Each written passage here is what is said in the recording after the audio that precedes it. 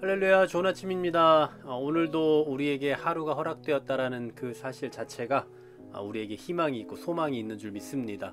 이 소망을 갖고 이 하루도 은혜 가운데 살아가시는 저와 여러분 되시기를 소망합니다. 자, 오늘은 50절부터 56절까지의 말씀을 보려고 하는데요.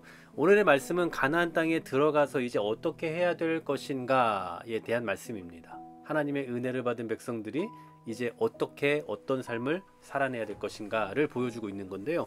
51절 말씀 보시면 이스라엘 자손에게 말하여 그들에게 이르라 너희는 요단강을 건너 가나안 땅에 들어가거든. 첫 번째입니다. 그 땅의 원주민을 너희 앞에서 다 몰아내야 됩니다. 가나안 땅의 원주민들은 어떤 사람들입니까? 그들은 이미 우상 숭배와 도덕적 타락에 젖어 있었던 사람들이에요. 그들은 죄의 전염성을 가지고 있는 사람들이라고요. 여러분, 전염병을 가지고 있는 사람과는 우리가 접촉을 피하려고 하지 않습니까? 그런 것과 같이 죄에 대한 전염성을 가지고 있었단 말이죠. 그들과 멍에를 함께 매지 말아라 라고 말씀하시는 겁니다. 그들의 삶에 동화되면 안 된다라는 것을 말씀하고 있다는 거죠. 그래서 매우 단호한 조치를 취하라고 하는 거예요. 다 몰아내라 라고 말씀하는 거죠. 그들과 접촉하지 말아라, 그들을 좀 피해라, 이런 정도로 소극적으로 말씀하는 게 아니라 다 몰아내라고 적극적으로 말씀하고 있는 거예요. 두 번째로는 그 새기는 석상과 부어 만든 우상을 다 깨뜨리며 산당을 다 헐어야 됩니다. 그 땅에 우상을 몰아내고 파멸시키고 다 헐어야 된다라고 말씀하고 있는 거죠. 그런데 훗날 이스라엘 백성들은 이 일에 있어서 실패하게 됩니다. 그래서 이제 그 뒤에 나타나는 현상들이 이제 사사기나 이런 책에 또 등장하고 있죠. 세 번째로는 53절에 보시면 그 땅을 점령하여 거기 거주하라 라고 말씀을 해요.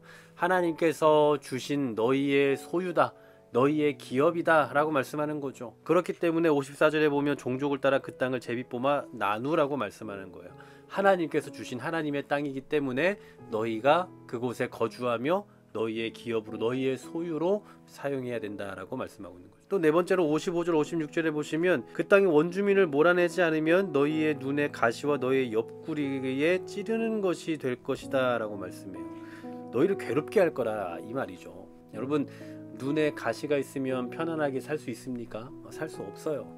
옆구리에 찌르는 가시가 있으면 계속 고통을 받을 수밖에 없는 거죠. 바로 그 땅의 원주민들은 우상을 숭배하는 사람들이고 우상을 숭배하던 습성에 젖어 있는 사람들입니다. 그들은 이스라엘 백성들에게 있어서는 그냥 가시와 같은 거예요. 우상 숭배와 타락한 문화를 가진 가나안 땅 거주민들을 몰아내지 않으면 이스라엘 백성들에게는 고통이 올 수밖에 없다라는 것을 말씀해주고 있는 거죠. 왜 그럴까요? 왜 그들이 옆에 있으면 이스라엘이 고통을 당할 수밖에 없습니까? 앞서 바알부올 사건을 겪지 않았습니까? 바알부올 사건으로 인해서 24,000명이 죽어야 됐잖아요. 결국은 그 사건으로 인해서 고통을 당했잖아요. 민족적인 아픔을 당하지 않았습니까? 그뿐만 아니라 이스라엘 백성들에게는 사명이 있어요. 하나님께서 그들에게 적극적으로 너희는 제사장 나라 거룩한 백성이 되어야 된다라고 말씀하셨고 그를 위해서 부름을 받았단 말이에요. 그런데 우상을 숭배하고 타락한 문화에 젖어 들어가면 어떻게 되겠습니까? 그 사명을 감당할 수 있을까요?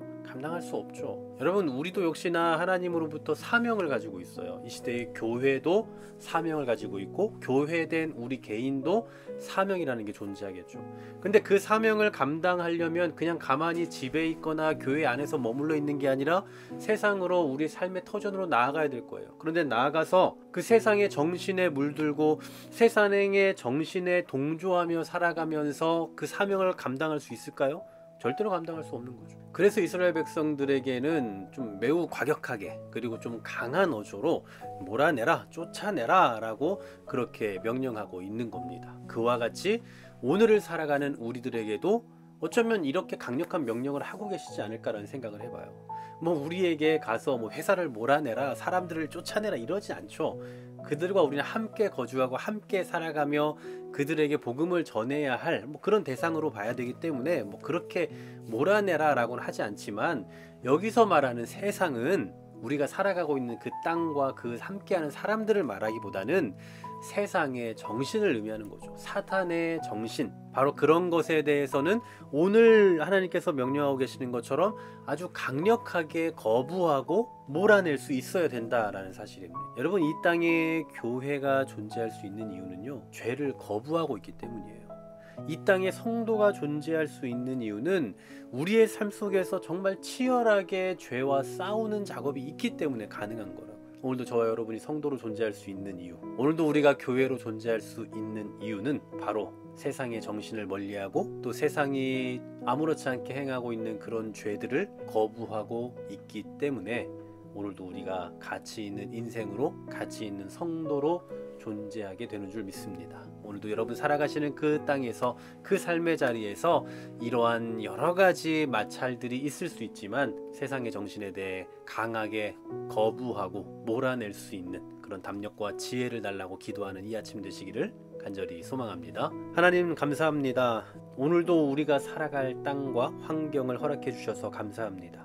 우리가 살아가는, 또 우리가 나아가는 그곳은 세상의 정신, 세속적인 정신들이 가득한 곳입니다. 그래서 자칫하면 이스라엘 백성들이 가나안 땅에서 그 백성들을, 그들의 우상을 제거하지 못함으로 인해 함께 동조하고 살게 되었던 것처럼 우리도 역시나 그 세상의 정신에 동조할 수밖에 없는 그런 위기 가운데 언제나 살아가고 있습니다.